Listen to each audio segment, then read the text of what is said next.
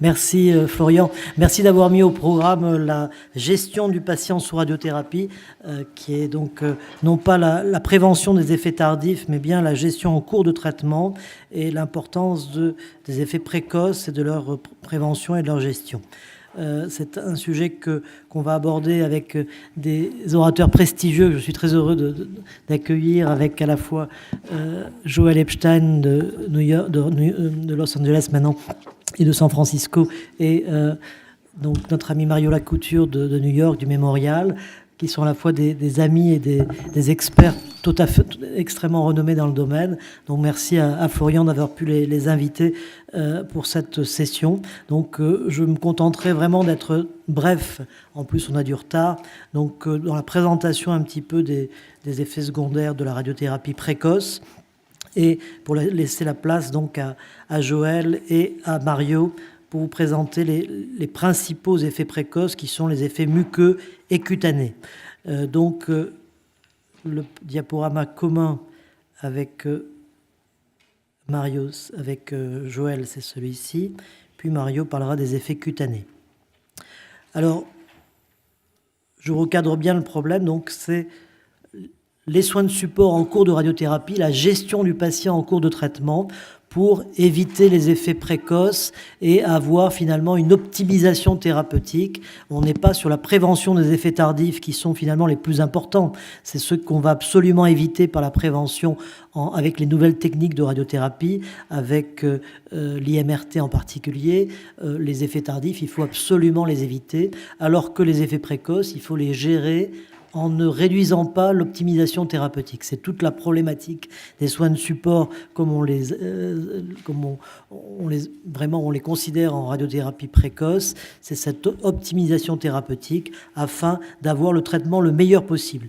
L'optimisation de la radiothérapie, c'est à la fois le domaine de la balistique, l'IMRT qui a transformé cette optimisation. C'est aussi l'utilisation de traitements concomitants, la chimio, les thérapies ciblées, les référentiels qui ont fait d'énormes progrès pour nous indiquer les meilleurs protocoles. Et en radiothérapie, c'est un peu comme la chirurgie. On va avoir des protocoles précis qu'il faut mener à leur terme pour avoir le résultat thérapeutique.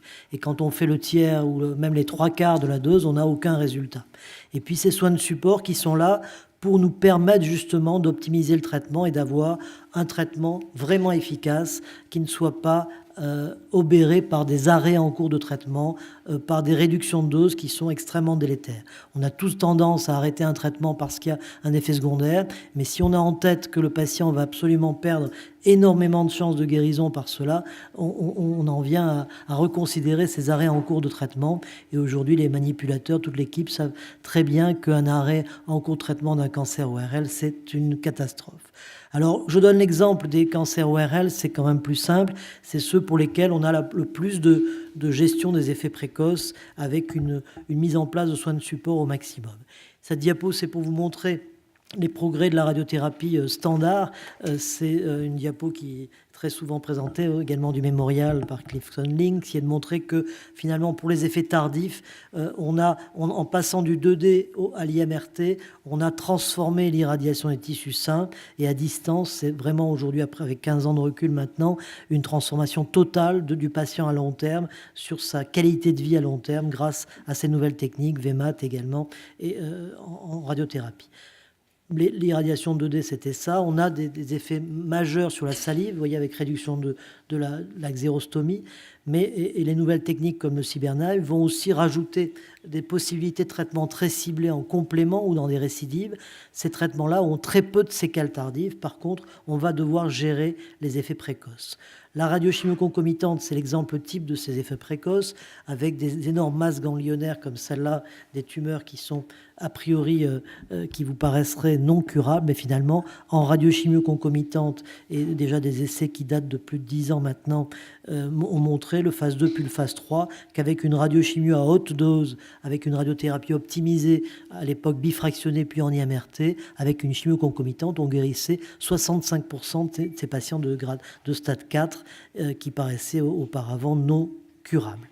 Donc, par contre, en précoce, on avait énormément d'effets secondaires. La mucite de grade 3 et 4 était quasi constante, l'épithélite de grade 3, la neutropénie grade 3 et 4, aujourd'hui, c'est le passé avec la prescription systématique de GCSF, et puis les toxicités digestives, nausées, vomissements, etc. Donc, au début, ces protocoles paraissaient réservés à des centres spécialisés. Aujourd'hui, ils sont vraiment diffusés parce qu'on a une gestion optimale de ces effets secondaires précoces qui amènent à une bonne compliance du traitement du patient avec le moins des effets secondaires précoces et également tardifs.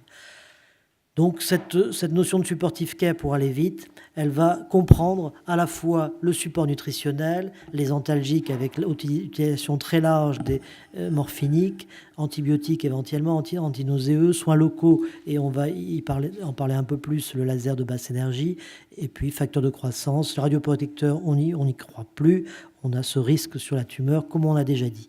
Les limites de cette prise en charge globale, c'est bien sûr le coût que j'ai mis ici en dernier, mais qui vient souvent en premier. L'hospitalisation du patient parfois est nécessaire, mais on a des alternatives avec aujourd'hui les prestataires en France à domicile qui sont des points très forts, avec aussi les possibilités d'hospitalisation en soins de suite pendant les traitements. Les possibilités de logistique, de gestion des effets du patient en rayon et en chimiothérapie, avec des difficultés parfois du patient qui habite loin. Et on va souvent, malgré cette gestion optimale, avoir des problèmes de patients qui arrêtent un traitement parce qu'il a des effets qui le gênent, parce qu'à domicile, la famille va penser qu'avec une mucite grade 3 ou une toxicité cutanée grade 3, on ne peut pas continuer le traitement. Et on peut avoir finalement une efficacité qui va être obérée par ces arrêts en cours de traitement. Donc on va devoir gérer la perte de poids, la mucite, l'épithélite, la neutropénie fébrile, les surinfections, insuffisance rénale, là aussi on vient d'en parler, ça doit être au maximum évité avec nos protocoles. Et puis plus particulièrement pour ces cancers ORL dont on parle ici, les problèmes d'œdème avec les problèmes de dysphagie qui vont se rajouter, y compris sans mucite. Donc, comme je vous le disais, les effets précoces sont à distinguer des effets tardifs, on ne va pas y revenir, mais vraiment pour les gens non spécialisés, c'est deux effets totalement différents. Là, il n'y a pas de corrélation entre effets précoces et tardifs, et l'absence d'effets tardifs ne veut pas dire absence d'effets précoces, et inversement, beaucoup d'effets précoces ne sont pas corrélés à des effets tardifs. Aujourd'hui, on accepte les effets précoces, on va les gérer, alors que les effets tardifs, on va les prévenir au maximum, et il faut savoir que l'IMRT, qui réduit de façon majeure les effets tardifs, ne réduit pas les effets précoces parce qu'on va avoir des portes d'entrée multiples de rayons et on va avoir des possibilités qui sont offertes de guérison en gérant les effets précoces. Donc la mucite, on ne va pas y revenir, tout à l'heure Joël va en reparler avec l'importance de la connaissance de la physiopathologie de cette mucite qui a fait d'énormes progrès, et finalement aujourd'hui on teste différents produits qui s'attaquent à cette chaîne multiple où le NF-κB est central, et notamment le laser de basse énergie dont on va parler.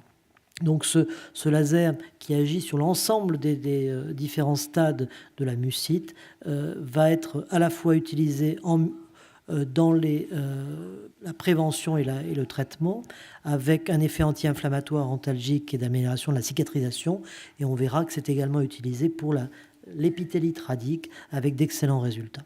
Donc c'est un traitement qui maintenant a plus de 15 ans d'existence, avec aujourd'hui de nombreuses équipes qui l'utilisent, avec des guidelines qui existent, puisqu'on a fait plusieurs études de phase 3, plus d'une cinquantaine en fait, avec différentes utilisations, différentes longueurs d'onde utilisées, différentes énergies.